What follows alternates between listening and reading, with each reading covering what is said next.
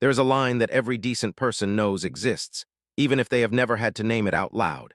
You do not disrespect a man's mother. You do not disrespect a woman's mother. And you absolutely do not do it in public in front of hundreds of people under studio lights with a camera capturing every word. Before we get into what happened on that stage, hit that like button and subscribe right now, because this is exactly the kind of story we exist to tell. The kind where one moment of cruelty meets one moment of courage, and the result is something that 200 people in a studio audience will never forget. Steve Harvey has hosted Family Feud for over a decade. He has laughed with thousands of families, teased contestants, celebrated winners, and navigated more awkward moments than any man alive.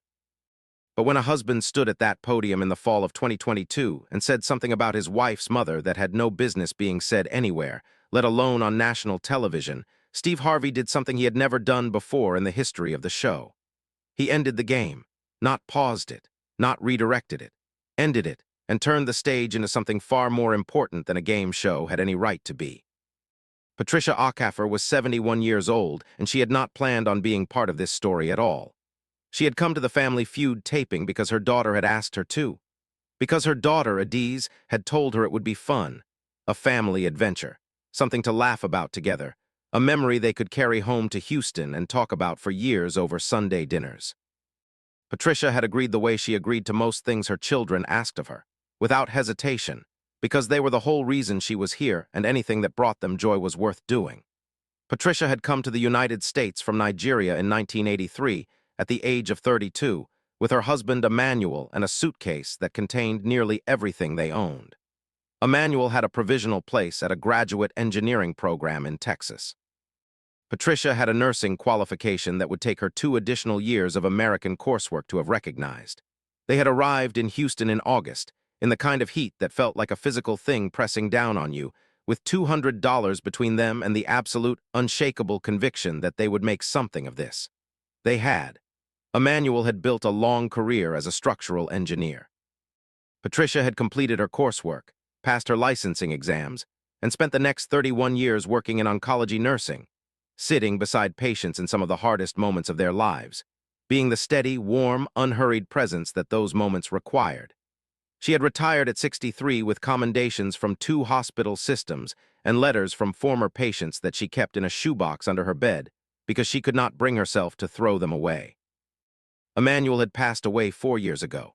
Patricia lived now in the house they had bought together in 1991, in a quiet neighborhood in southwest Houston where she grew tomatoes in the backyard and hosted her grandchildren every other Sunday and attended her church's senior women's group on Thursday mornings.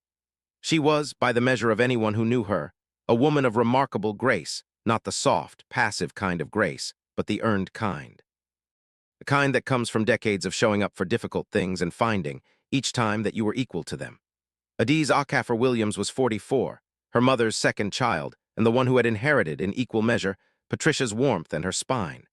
She worked as a high school vice principal in Houston, a job that required her to be simultaneously firm and human approximately 40 times a day, a balance she had learned by watching her mother do it for 30 years in an oncology ward. She had been married to her husband, Derek Williams, for 16 years. Derek Williams was 46. He sold commercial real estate, was good at it, and knew he was good at it in the way that sometimes becomes a problem. He was not a cruel man by nature. He was, however, a man who had spent 16 years being lightly impatient with things he did not immediately understand. And Patricia Okafor, with her deliberate pace, her formal diction, her deep and unironic faith, and her complete indifference to his opinion of any of it, was near the top of that list. He had never said anything outright. There had only ever been looks, sighs, small comments muttered just quietly enough that they could be denied. Adiz had seen all of it. She had chosen, for 16 years, to manage it quietly, redirecting conversations, smoothing over edges, positioning herself between her husband and her mother so that the friction never quite broke the surface. She would not be able to do that today. The family competing alongside Patricia, Adiz, Derek, and Adiz's younger brother Chitty was the Montgomery family from Atlanta, 4 adult siblings who were enthusiastic and competitive and entirely unaware that the family standing across from them was already carrying something into the studio that had nothing to do with a game show. The first 2 rounds of the game were warm and easy. Steve Harvey charmed the crowd. The Montgomery family was fast on the buzzer. Derek played well, he was competitive, quick with answers, good in front of a camera. He had the kind of surface ease that reads well on television. Chitty landed a big answer in round 2 that brought the studio to its feet. Patricia sat with the non-playing family members to the side of the stage, watching with her hands folded neatly in her lap, smiling at her grandchildren's excitement. Then Steve brought the whole family together at center stage for one of the show's between-round conversations, the kind designed to give the audience a window into who these people actually were. He asked the family to introduce themselves, starting from the left. Patricia went first. She said her name, said she was from Nigeria originally, said she had been a nurse for 31 years, and said she was very happy to be here with her family. She said it simply, without performance, the way she said everything. The audience responded warmly. Steve asked her what the most important thing she had ever taught her children was. Patricia did not hesitate. "Respect," she said. "That is the beginning of everything. Without respect, you have nothing worth keeping." The audience applauded. Steve nodded, clearly moved by the simplicity of it. Then he turned to Derek. He asked Derek, as the son-in-law, what it was like to have Patricia as a mother-in-law. Derek smiled. The kind of smile that reaches the mouth but does not travel further. "Honestly," he said, "it's a lot. She's very traditional. Everything has to be done a certain way, her way. You know how some mothers-in-law are." He laughed. A short, easy laugh, the kind designed to signal that this was just a harmless joke between adults. Nobody laughed with him. The audience, which had just watched a 71-year-old woman speak simply and beautifully about respect, sat in a silence that was not neutral. Adiz, standing 3 feet to Derek's left, did not move. Her expression did not change in any dramatic way, but something behind her eyes went very still, the way a person goes still when something they have been half expecting for a very long time has finally arrived. Steve Harvey looked at Derek, a long, unhurried look. Then he looked at Patricia. Patricia was still sitting with her hands folded in her lap.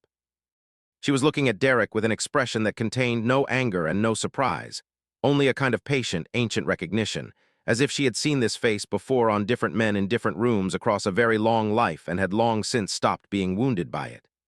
That expression, that quiet, dignified refusal to flinch, was the thing that moved the room, not the comment itself, as careless as it was. But the sight of a woman who had spent 31 years sitting with people in the worst moments of their lives, absorbing it with that same settled grace, choosing once again not to make a scene when a scene would have been entirely warranted. Steve set his microphone down to his side. He turned to the production team. He said something too quiet for the audience to hear. A producer nodded. Then Steve turned back to the stage and said, in a voice that was completely, deliberately calm, "We're going to stop the game for a minute." The studio fell completely quiet, not the anticipatory quiet of a close game, the specific weighted silence that settles when something real is about to be said. Steve walked slowly toward the center of the stage. He did not rush. He looked at Derek first, and then he looked at Patricia, and then he looked out at the audience as if deciding very deliberately that they were going to be part of this conversation whether they had expected to be or not. "I need to say something," Steve began, "and I want everybody in this room to hear it clearly." He turned back to Derek. "You just told me on national television in front of your wife, your brother-in-law, and your mother-in-law that having her in your life is a lot. That she's too traditional, that you said it like it was a complaint." Derek opened his mouth. Steve kept going. "Now, I don't know you, I don't know what goes on in your house, but I know what I just saw. And what I saw was a woman who came to this country with nothing and built something real, who spent 31 years in an oncology ward holding the hands of people who were dying, who just stood in front of 200 strangers and said the most important thing she ever taught her children was respect, and then sat down and listened to her son-in-law talk about her like she was a burden, on television, in front of her daughter." The silence in the studio had a texture to it now, something between discomfort and recognition, the feeling of a room that knows it is watching something it was supposed to witness. Steve turned slightly toward Patricia.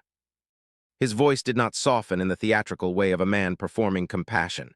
It softened the way a voice softens when something is genuinely true. "Ma'am, I want to ask you something, and I want you to answer it however you want. How long have you been making peace with moments like this one?" Patricia looked at him for a moment. Then she said very quietly, "Long enough." 2 words. The audience received them like a verdict. Steve nodded slowly. He turned back to Derek, and when he spoke again there was nothing harsh in his voice, only the steady authority of a man who has earned the right to say a hard thing. "Brother, I'm going to tell you something I wish somebody had told me earlier in my life. The woman who raised your wife, the woman who made your wife who she is, who gave her everything she brought into your marriage, that woman deserves to be honored. Not tolerated, not managed, honored." Because the day you stop honoring where your wife came from, you stop honoring your wife. And I think somewhere in you, you already know that. Derek said nothing. His jaw was set. But his eyes had the look of a man whose armor has developed a crack he did not plan for. Steve turned to Adiz. How long have you been in the middle of this? Adiz's composure, which had held through everything up to this point with the practiced steadiness of a school administrator who has learned to manage every room she walks into, gave way. Not dramatically, just in the way that composure gives way when someone finally sees the thing you have been working so hard to make invisible. Her eyes filled. She pressed her lips together. A long time, she said. Steve nodded. He let the room sit with that for a moment. Then he did something unexpected. He walked to where Patricia was sitting and extended his hand. She took it, and he helped her to her feet and walked her to the center of the stage, slowly, with the unhurried courtesy of a man who understood that this moment required exactly this pace and no other. He stood beside her and faced the audience. Ladies and gentlemen, 31 years in oncology nursing. Came to this country at 32 with $200 and a suitcase. Mother, grandmother, and still the most dignified person on this stage. The audience rose. Not all at once. In a wave, the way standing ovations happen when they are real rather than prompted, person by person deciding independently that this was a moment that required them to be on their feet. Patricia stood in the middle of it with her hands folded and her back straight, and received it the way she received most things, with warmth and without fuss. Adiz walked to her mother and put her arms around her. Chitty followed. The three of them stood together at the center of the stage while the audience continued to applaud. Derek stood slightly apart. He was not asked to join, and he did not. Steve Harvey picked up his microphone. He looked at the camera. He said, "We're going to take a break, and when we come back, we're going to finish this game because this family deserves to win something today." The Coleman family, a name the production team had used internally to protect privacy during editing, won the game when it resumed. Chitty landed the final fast money answer that pushed them over the threshold. The audience, which had not forgotten what had happened 30 minutes earlier, responded with a warmth that was about considerably more than the prize money. The episode aired the following month. Within 24 hours, the clip of Steve's walk to Patricia, the extended hand, the slow walk to center stage, the introduction to the audience, had been shared more than 8 million times. Within a week, it had been viewed in over 60 countries. What the response revealed with remarkable consistency across cultures and languages was that people recognized Patricia Okafor in their own lives, the grandmother who had been quietly sidelined, the mother-in-law tolerated rather than honored, the elder whose decades of sacrifice had been acknowledged in theory and overlooked in practice.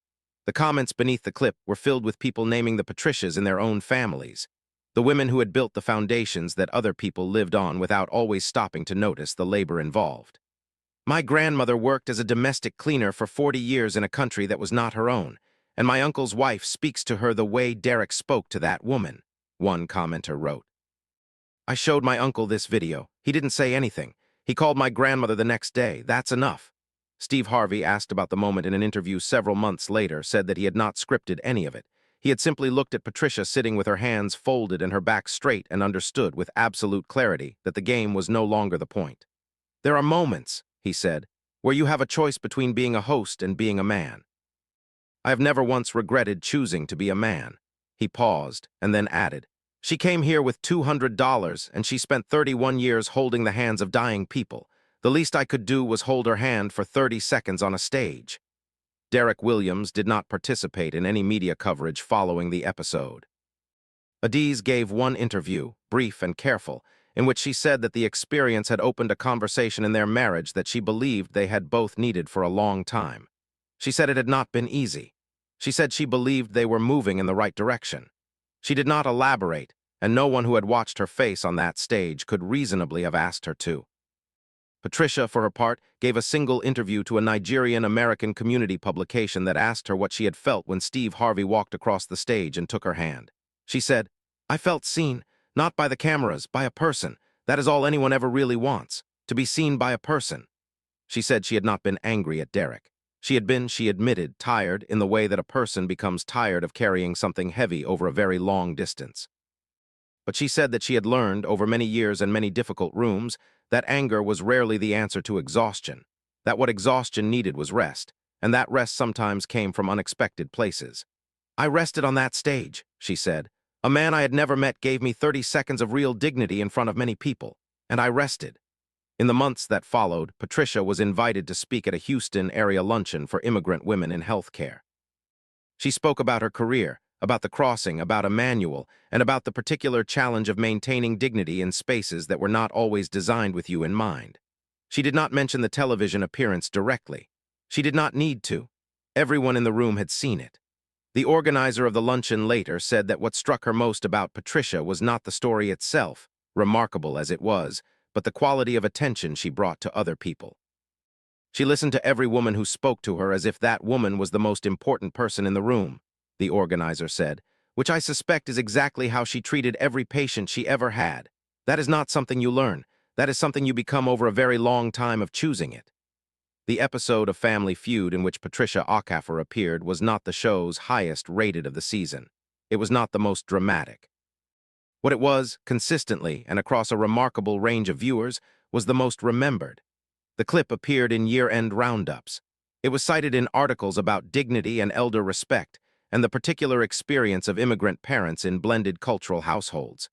It was shown in at least one university sociology class as a case study in the public recognition of private marginalization. But what it meant in the places that actually matter, in the quiet of particular households, in the phone calls that were made the day after the episode aired, in the conversations between daughters and their mothers that had been postponed for too long, cannot be measured by viewership numbers.